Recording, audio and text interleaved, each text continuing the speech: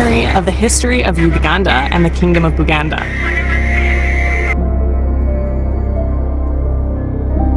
The history of Uganda and the Kingdom of Buganda is a fascinating story.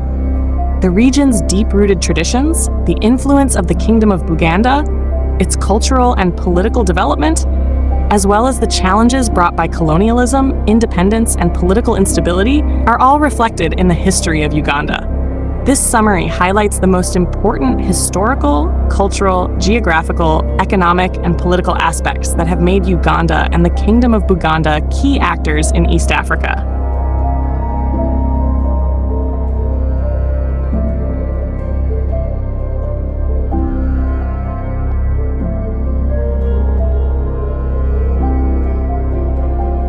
Origins and early history of the Kingdom of Buganda. Long before the establishment of modern borders, the area of present-day Uganda was a cultural mosaic of various communities, each with their own traditions, cultures, and systems of governance.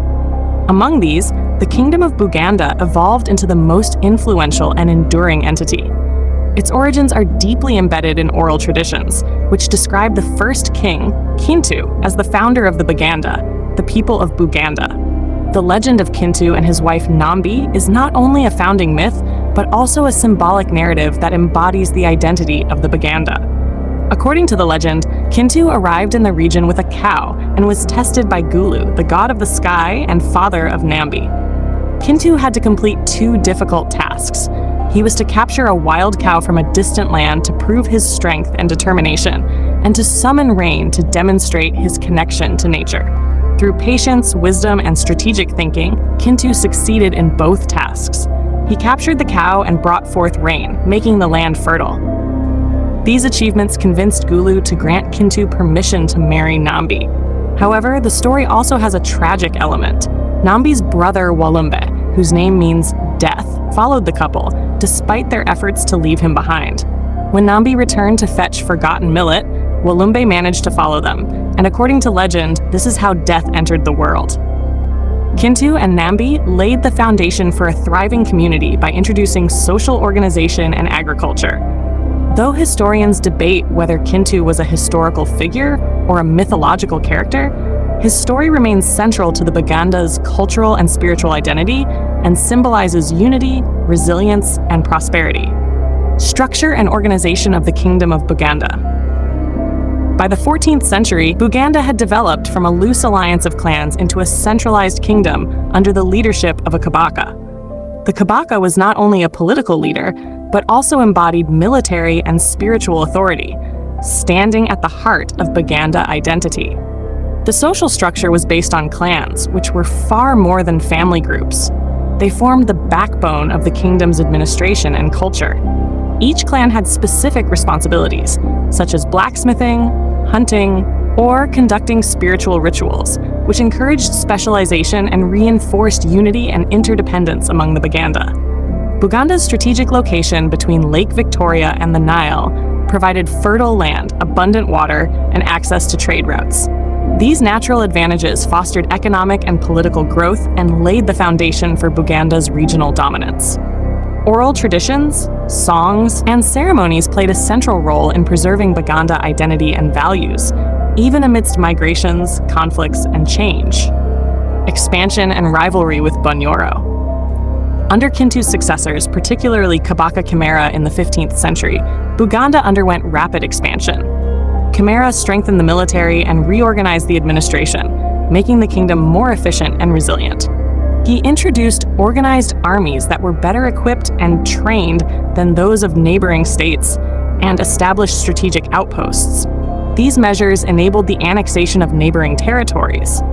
Buganda's fertile land and proximity to Lake Victoria supported population growth and trade, further driving expansion. In the 16th and 17th centuries, Buganda entered an intense rivalry with the Kingdom of Bunyoro, one of East Africa's oldest and most established kingdoms. This rivalry centered on control over land, resources, and trade routes, especially the fertile areas and waterways around Lake Victoria. Buganda's well-organized administration and military flexibility gave it an edge over Bunyoro's older systems. Through alliances with smaller neighboring communities, such as the clans in Busoga, and diplomatic negotiations, Buganda was able to strengthen its position. Agricultural productivity, especially from banana plantations, allowed Buganda to maintain large armies and expand its economic power. By the 18th century, Buganda had emerged as a dominant regional force, fundamentally shaping the region's history and identity. Colonial influences and transformations. In the 19th century, foreign powers arrived in Buganda. In the 1840s, Arab traders from the Swahili coast brought firearms, pearls, and fine cloth, which shifted power dynamics in the region. Islam gained influence, especially among the elite, without completely displacing traditional spiritual beliefs. In 1862, British explorer John Hanning Speke visited the court of Kabaka Mutesa I, arousing European interest in Buganda. Mutesa I, who ruled from 1856 to 1884, was a pragmatic leader who saw the benefits of cooperating with foreign powers. He allowed both Catholic and Protestant Christian missionaries to operate in Buganda to balance the influence of Islam. The introduction of Christianity brought education and new technologies, but also led to internal tensions. Catholic and Protestant missionaries competed for converts, reinforcing religious and political divisions. New cash crops like coffee and cotton increased prosperity, but challenged traditional practices. Under Kabaka Mwanga Tsekes, these tensions escalated. Mwanga saw Christianity as a threat to his authority, as converts rejected traditional customs. In 1885, he had Bishop James Hannington killed, and in 1886, 22 Catholic converts, later known as the Ugandan Martyrs, were executed. These events triggered widespread outrage and resistance among Christian communities. Internal conflicts between Christian and Muslim factions followed. In 1888, Mwanga was deposed but returned to power with British support in 1889. However, he could not prevent British takeover. In 1894, Buganda became a British protectorate, and in 1897, Mwanga's rebellion failed. He was exiled to the Seychelles, where he died in 1903. The Buganda Agreement and colonial rule. The establishment of the British Protectorate in 1894 marked the beginning of substantial foreign control. The Buganda Agreement of 1900 restructured the kingdom's governance and land ownership. The Kabaras and their heirs retained some authority but became colonial functionaries. Land ownership was redistributed as private property, and most Baganda became tenant farmers.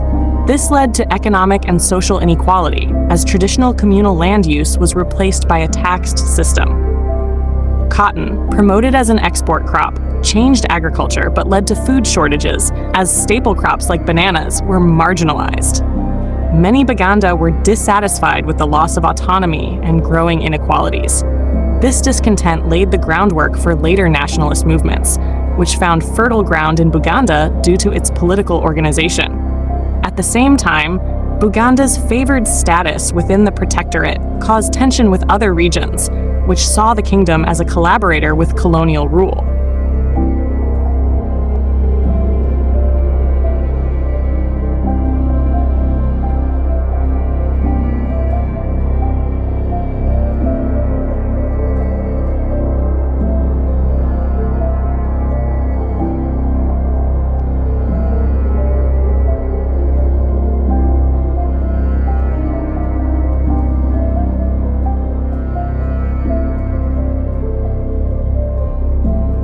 Independence and political instability. Uganda's independence in 1962 ended nearly 70 years of British colonial rule. Milton Obote became the first prime minister, while Sir Edward Mutesa II, the Kabaka of Buganda, assumed the largely ceremonial role of president. Relations between Obote and Mutesa deteriorated quickly as Obote pushed for a centralized state, challenging Buganda's autonomy. In 1966, the military stormed the royal palace under Obote's orders. Mutesa fled into exile in London, where he died in 1969, likely from poisoning. In 1971, Obote was overthrown in a military coup by Idi Amin, whose rule from 1971 to 1979 was marked by mass killings, human rights abuses, and economic collapse. He expelled about 32,000 Indians, devastating the economy. After Amin's fall in 1979, Uganda experienced unstable governments. Yusuf Lul, 1979, Godfrey Banaisa, 1979 to 1980, and Obote's second term, 1980 to 1985, all marred by civil war and repression.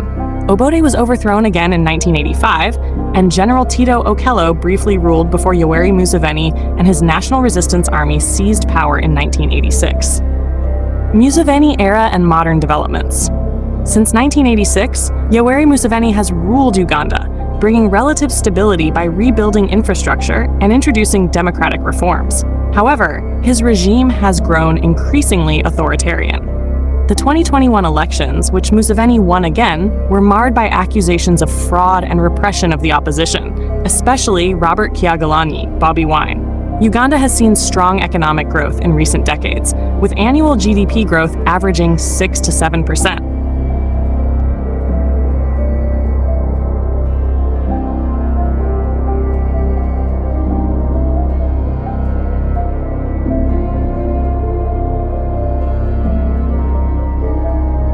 Agriculture, especially coffee, tea, and cotton, remains the backbone of the economy, while industry and services are expanding.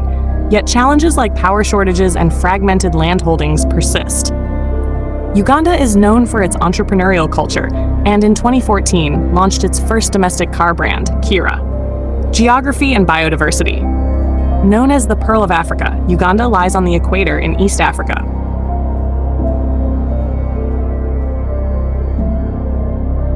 Bordered by South Sudan, Tanzania, Rwanda, Kenya, and the Democratic Republic of Congo. It includes a large portion of Lake Victoria, the source of the Nile, and the Rwenzori Mountains, home to Africa's third highest peak, Mount Margarita, 5,109 meters. The landscape ranges from savannas to rainforests to volcanic mountains, making Uganda one of the 10 most biodiverse countries in the world. It is home to over 1,000 bird species, including the gray-crowned crane, the national bird, and endangered mountain gorillas in the Bwindi Impenetrable National Park. Culture and society. Uganda has about 47 million people and is ethnically diverse, with over 56 tribes. The Baganda make up about 17%, followed by the Banyankole, Basoga, and Bakiga. English and Swahili are official languages, but Luganda is the most widely spoken. Roughly 85% of the population are Christian and 14% Muslim. Ugandan cuisine is diverse, with dishes like matoke, boiled bananas, Rolex, chapati with eggs, and namungodi, rice wrapped in banana leaves. Cultural identity is preserved through traditional dances like Bakisimba, music genres such as Kadongo Kamu, and festivals like Nyege Nyegi. Sports like traditional wrestling, Ekigo Ekiganda, and modern disciplines such as boxing and football are also popular.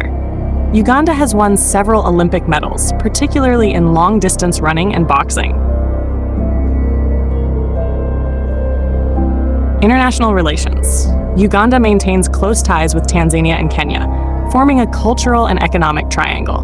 These countries share a history as former British colonies, speak English and Swahili, and have similar cultural practices. Uganda is the largest refugee hosting country in Africa. Mainly sheltering people from the Democratic Republic of Congo and South Sudan. Historical ties to the United Kingdom still exist. Though Uganda once had strong relations with Libya under Idi Amin, these ties are now less significant. Conclusion. The history of Uganda and the Kingdom of Buganda is a story of resilience, cultural diversity, and adaptability. From the mythical origin with Kintu to the golden age of Buganda, through the colonial era and the struggle for independence, Uganda has experienced a complex, dynamic past. Today, the country faces the challenge of reconciling political stability, economic growth, and social justice while preserving its rich cultural identity. Uganda remains a dynamic country with a promising, albeit complex, future.